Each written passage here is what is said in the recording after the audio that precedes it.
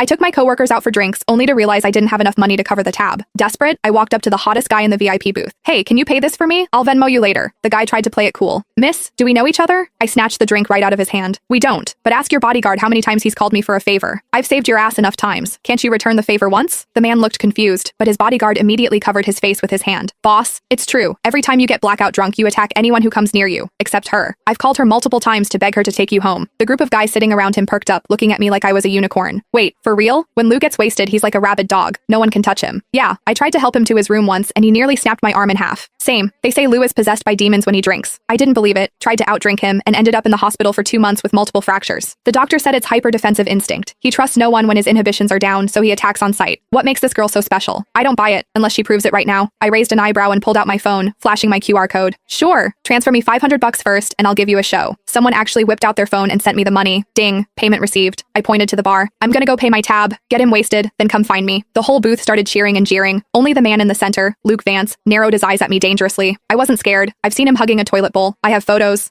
Look at him now. Sitting there like a king in his VIP booth, all elegant and refined. A total fraud. I'd already seen him at his worst. I paid the bill and sent my coworkers home. Then I walked back to the booth. Hey, I took the 500. I had to deliver the show. Luke's friends were trying their hardest to pour drinks down his throat, but Luke wasn't having it. He grabbed my wrist, dragged me out of the club, and shoved me into his Maybach. Slam. The door shut so hard the car shook, like a shaken soda bottle finally popping its cap. I rubbed my nose. Hey, it's not my fault you only trust me when you're drunk. It's annoying for me too, you know? It all started 6 months ago. I was leaving work late when I saw a guy sprawled out in the middle of the street using a city bike as a blanket. It was hilarious. Being terminally online, I had to take a video. But when I got closer, damn, what a face. Too bad he was wasted, reeking of alcohol. He was muttering about being thirsty. I took out my water bottle and poured him a cup. He was surprisingly obedient, gulping it down. I tried to wake him up. Hey, you can't sleep on the street. Where's your phone? I'll call your friends. He ignored me, snoozing away on the asphalt. I had no choice but to pat him down. Found his legs were incredibly long, like model long. I found his phone, unlocked it with Face ID, easy when they're asleep, and FaceTimed the first contact on his list. I pointed the camera at his face. Hello? This phone's owner is sleeping on the street. If you're his friend, come get him. The guy on the other end didn't even ask for a location. He just screamed, back away from him. 5 feet. Now. I thought he was worried I was going to rob the hot guy. I scoffed. Relax. I'm not interested in drunks. I'm sending you the location. Hurry up. The guy yelled again. Do not ignore me, unless you want to die. Psycho. I hung up. Then I sat on the curb to guard the guy. He decided my thigh was a better pillow than the bike. He slept like a baby under the moonlight. 10 minutes later, the friend arrived and looked at us like he was seeing a ghost. I swore. Look, I didn't touch him inappropriately. As soon as I spoke, the guy shifted. He wrapped his arms around my waist and buried his face in my stomach, treating me like a body pillow. I couldn't pry him off. I pulled his ear. Hey, wake up. Your friend is here. Let go. He didn't budge. I looked at the friend. Help me out here. I can't move his arms. The friend stood 5 feet away, refusing to move. I was pissed. Why are you just standing there? He said. I don't want to die. Me. What? The guy explained he wasn't a friend, but a bodyguard. He pulled his car up, parking exactly 5 feet away. You have to get him into the car.